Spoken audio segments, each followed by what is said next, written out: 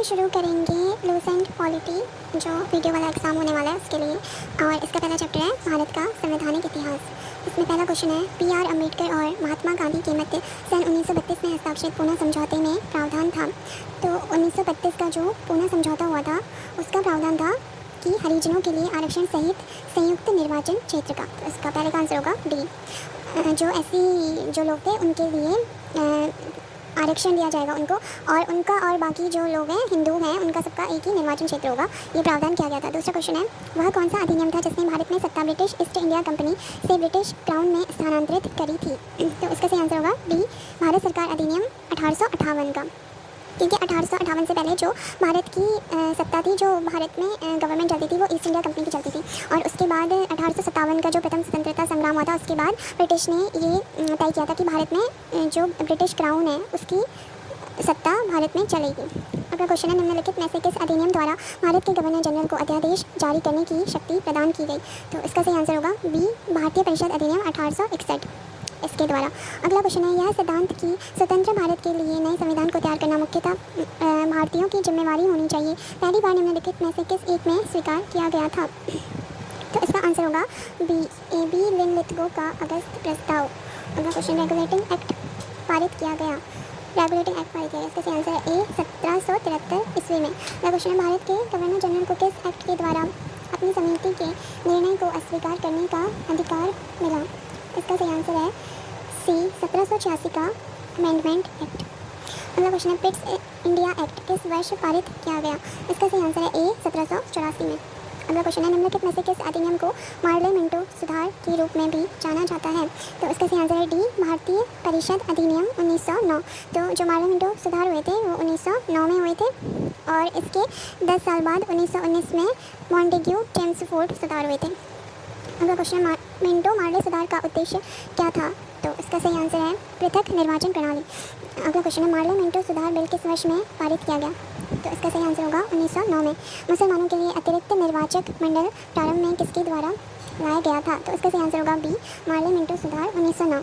जो 1909 वाला Morley Minto सुधार हुआ था, इसका उद्देश्य था कि जो हिंदू हैं और मुसलमान हैं उनकी अलग अलग निर्वाचन प्रणाली, उनके लिए पृथक निर्वाचन प्रणाली बनाना, ये था मार्ले मिंटो सुधार का उद्देश्य। और जो 1919 में इसके बाद हुए थे मॉन्टेग्यू चेम्सफोर्ड सुधार, उसका उद्देश्य था कि भारत में जो प्रांतों में दोहरा शासन लाना।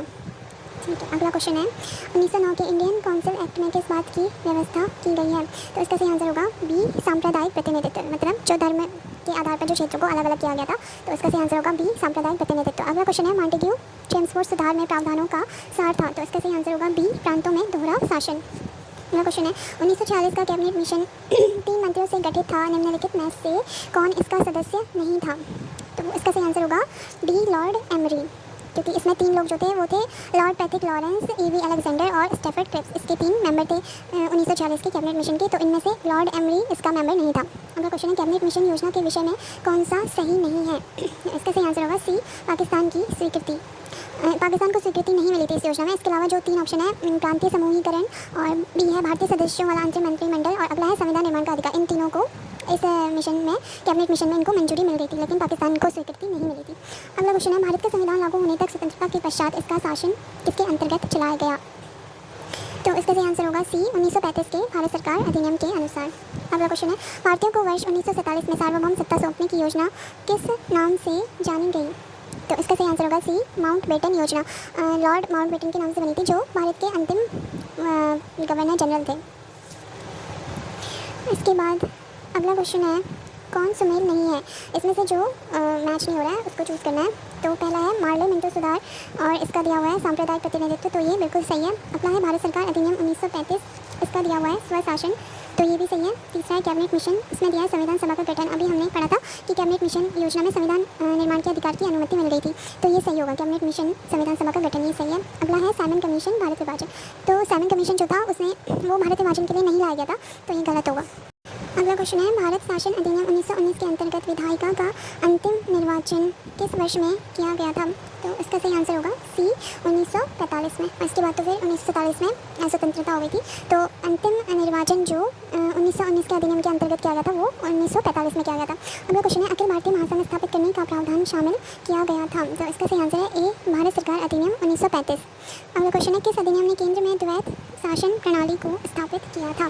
तो इसका सही आंसर होगा ए भारत शासन अधिनियम 1935। ये इसका सही आंसर होगा क्योंकि जो 1919 वाला था मॉन्टेग्यू चेम्सफोर्ड वो प्रांतों में द्वैत शासन से संबंधित था और केंद्र में द्वैत शासन से संबंधित अधिनियम था हमारा 1935 वाला। अगला क्वेश्चन है संघीय प्रणाली का पहला प्रयास भारत सरकार अधिनियम डैश डैश द्वारा किया गया? तो इसका सही आंसर होगा सी ऑप्शन 1935। ठीक है, संघीय प्रणाली मतलब पूरे भारत को एक संघ बनाने का पहला प्रयास करा था भारत सरकार अधिनियम 1935 में।